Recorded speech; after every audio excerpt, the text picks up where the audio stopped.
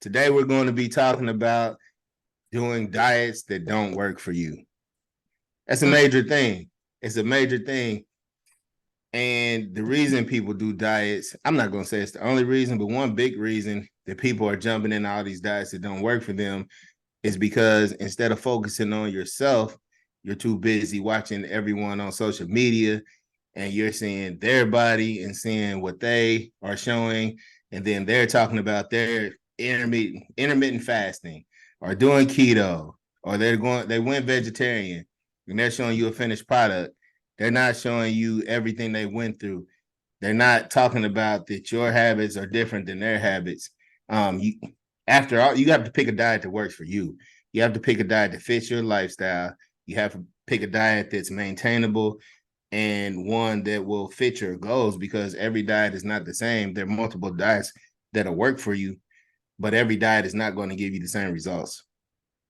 I agree. I definitely agree. People see like Jenny lost 25 pounds. Ricky lost 31 pounds. They look at number and photos and they're like, I'm doing it. They do absolutely no research. No research. Right. No research. None. And it's easy to get motivated by seeing someone's progress and go, I'm going to jump in and I'm going to do this diet. I'm going to do keto because this guy did keto and he has 6-pack abs and I want 6-pack abs.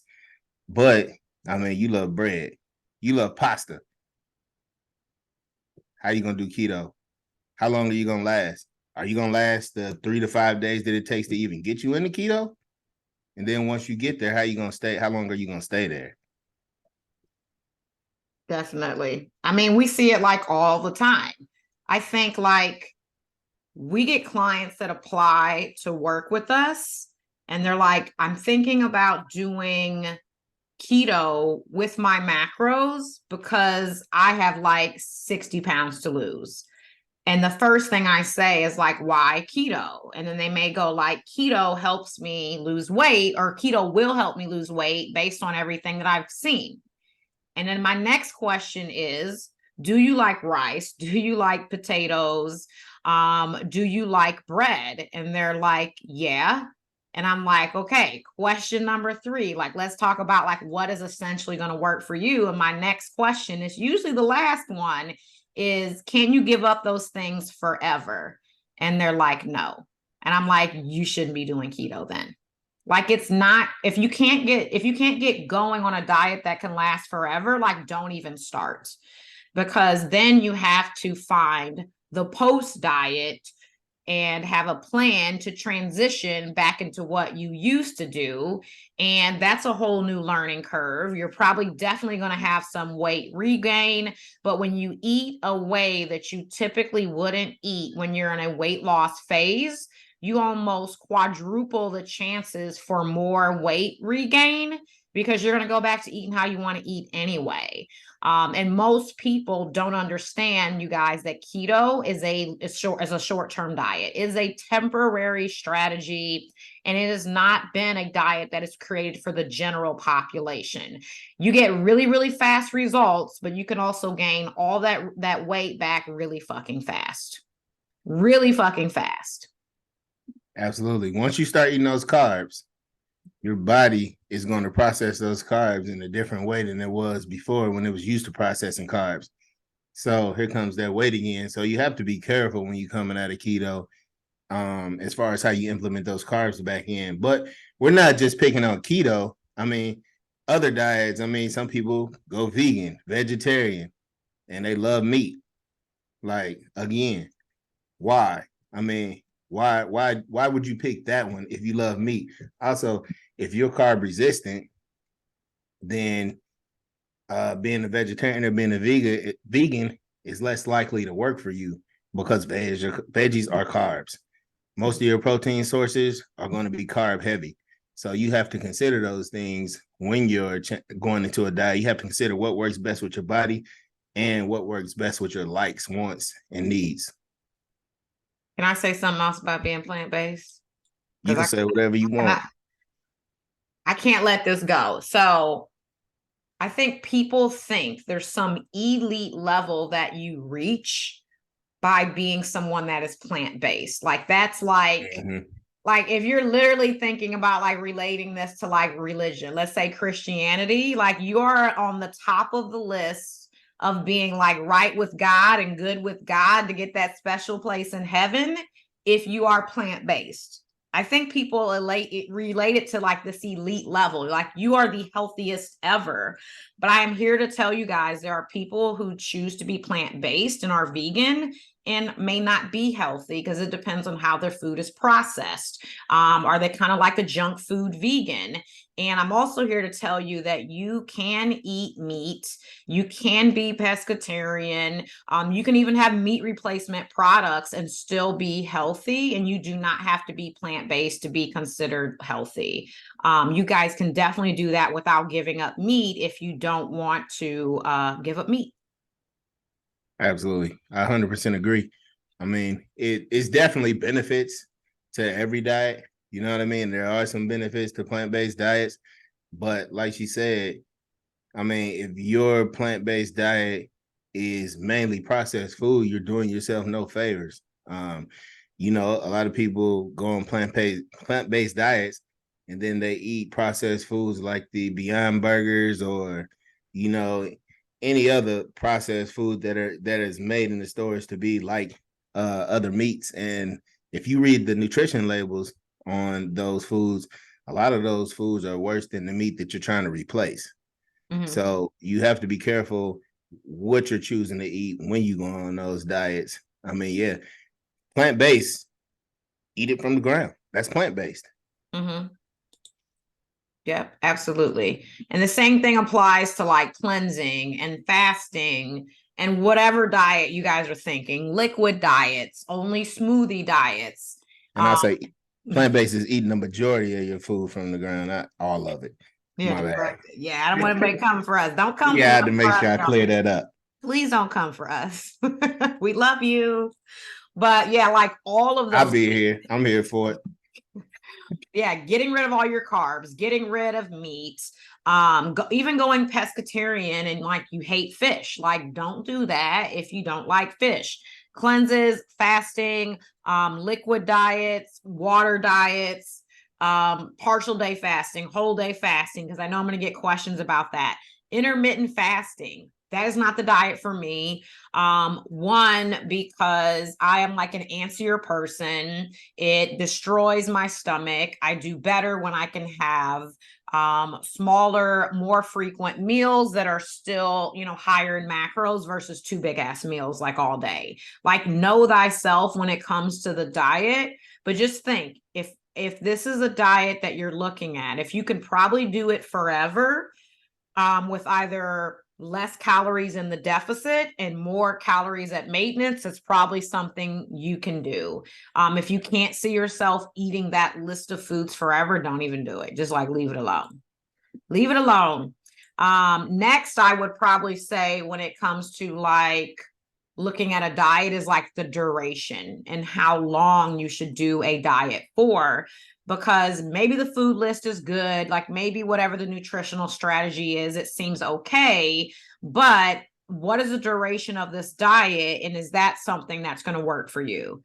And all kinds of things like, do you have a vacation coming up? Can you probably go hard on this for 8 weeks, but because of travel and kids and maybe homeschooling, maybe you can't commit to eating like this or being in this type of deficit for 6 months, that type of thing. But like how long is also a big deal outside of like the foods that you're eating. Yeah, absolutely. Duration is huge. I mean, how strong are you, first of all? How strong are you as far as your willpower goes? And as far as how long are you going to be able to stay in that diet? The other thing is, how long have you been dieting? Because we know you're more effective in the beginning than you are when you're dieting over and over again. It gets a little bit harder every time, right? Mm-hmm. So you have to also consider those factors in. And then are you getting out of the deficit and going back into maintenance and giving your body time to rest? I mean, all those are factors when you're deciding what type of diet and what duration you're going to be going, how long you're going to be going for. Yep. All a big deal. Definitely a big deal. And next, Oh go yeah. ahead. Oh no, Now you do your go ahead. thing. No, you're next. Next, we're gonna talk about workout intensity. Because that's the thing too. A lot of y'all probably know about 75 hard. I think most people know about 75 hard. I've done it. I'm not I'm not here to knock it, but you have people that aren't working out consistently at all, and then they're saying, I'm gonna jump in and I'm gonna do 75 hard. Mhm. So that's 75 days straight of two-a-days. You're gonna kill yourself. Like you it's going to be, if you don't hurt yourself, you're going to be lucky. If you're not working out consistently at all and you just jump out and you do 75 hard. So that's another thing. Like, what am I going to do? How about you try to work out 3 to 4 times a week consistently first before you jump into something like 75 hard? It was hard for me, and I work out 5 days a week consistently. So I know that 75 hard, it's hard to complete that task. It is. And not even just like the soreness, and like the mindset piece. Like, what is it doing to your hormones to go from nothing to basically 14 hours a week? And I mean, like men and women, like what's happening with cortisol, progesterone, what's happening to your adrenals, what's happening to stop testosterone. Is I mean, these are like huge things to think about. But again, we see that after picture and we're like, I can like do 2 days a week, and then or 2 days a 2-a-days or twice a day workouts for 75 days. Again, it's like the same thing with the food. Keto is super restrictive. If it's not a lifestyle you're already doing, when you get back to eating carbs, you're going to probably have some weight regain. If you go from 0 workouts a week to 14, and you're not going to be able to keep up with that, and I'm not recommending anybody ever, like Randall and I are not saying you should be doing 2-a-day workouts for the rest of your life. But if you go from 14 workouts a week down to 4, you're going to have some weight regain as well. So same thing with, that calorie, like that calorie expenditure when it comes to either eating or burning it off. A lot of weight regain if it's not close to what you've been doing before. Yeah, and the amount of people that go from 14 workouts a week to 0 is insane. Like, I mean, I was in a group with a lot of people that did 75 hard, and a lot of people get burnt out by the end of it. So they stop working out at the end of it and end up losing all of their progress. I mean, by the time you finish, though, you beat up, like knees hurt, ankles hurting, all kind of other injuries, because you never get a chance to let your body recoup during that 75 days. So once that 75 days are over, people are trying to rest up and do this and do that, and then sometimes they never get back on track. So that's that. To me, 75 hard is for somebody who's a little bit more seasoned. Yeah, definitely. So like Randall said, if you ain't been doing any workouts, maybe you consider like 3 workouts a week, and then like maybe start to work up from that. For sure, for sure. And workout frequency. That goes right with what we were just talking about. So we don't even need to dive into that unless you got something extra to add on to it. I think when it comes to that, I would say when you're looking even at programs that are like 1 time a day workout, strength training and stuff like that, if they are ones that are 6 and 7 days a week and you're starting from scratch, I would make your first goal 2 or 3 times a week and then get up to maybe 4 or 5. But like, we're firm believers that people should have 2 rest days a week. So we won't be signing off on y'all doing 6 and 7 day a week workouts again anyway. And I just want to make that disclaimer when someone's like, oh, this is a lifting program, but it's not 75 hard. Again, like getting up to 4 to 5 days a week is decent. Like if you're lifting heavy enough, that's going to be good enough for you to recover. So you can actually lift some heavy shit versus like picking up light dumbbells and doing like high reps type of thing. My suggestion would be like, jump into like a push pull legs workout. That way you get your push day, your pull day, your legs day, and that's 3 days a week. And do that consistently for like, keep it up for like 4 to 6 weeks, and then add a day, and then add another day. Because you don't want to get in there 5 days a week for 2 weeks and then fall off. But I mean, if you only got to make it 3 days a week, you can be sore as you want to, and you can still make 3 days a week in the gym. And then by the time your body gets used to it, you can add in that 4th day and start working up. And that way you create the consistency. Yep. Absolutely.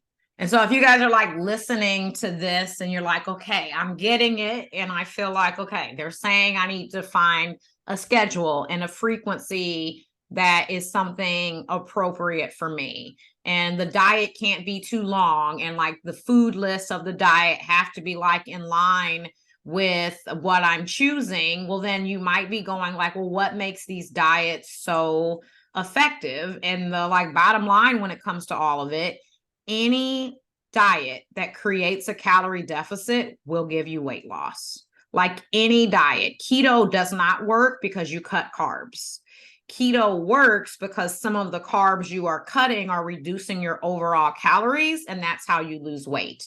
People that go plant-based probably cut out a lot of meat, and by accident, they're cutting out a lot of calories, and they may not replace them with as many of the higher calorie satiating things that might be in like chicken tacos, steak carnitas, whatever it's going to end up being. But like when you take a whole food group out, that's when the calorie reduction happens. Intermittent fasting will not work if there's not a calorie deficit. So if you're intermittent fasting and you need to eat 1,800 calories a day to lose weight, and you're intermittent fasting eating 2,300, you're not going to lose weight. Diets only work to create weight loss when there is a calorie deficit. So you can be a pescatarian, you can eat steak every day, you can eat salmon, avocado, you could even fit Cheetos into your macros every single day and lose weight, as long as the calorie total every day is in a deficit for you. Like really, that's how you lose weight. And fat loss, which is when we're losing most of that weight as fat, is going to happen when you pair that calorie deficit plus weight training. That way you're dropping calories, we're decreasing body fat, and we're building more muscle. Like that's where it happens. It's not the diet, it's the deficit. 100%.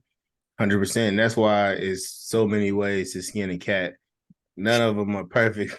None of them are perfect. No diet is perfect for everyone, right? For the masses.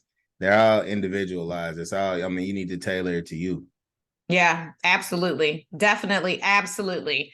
So if you guys are needing help with like learning how to track your calories so that you can figure out, am I even in a calorie deficit with the foods that I like without even like touching a diet?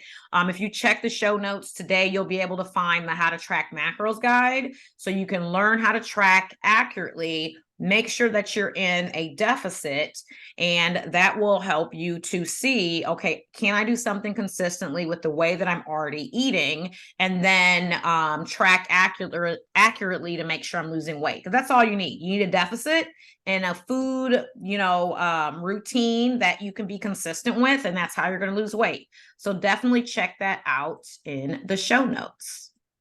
For sure, for sure. After y'all check that out, make sure y'all download, like, share, and subscribe. We appreciate y'all listening as always, and we'll holler at y'all next week.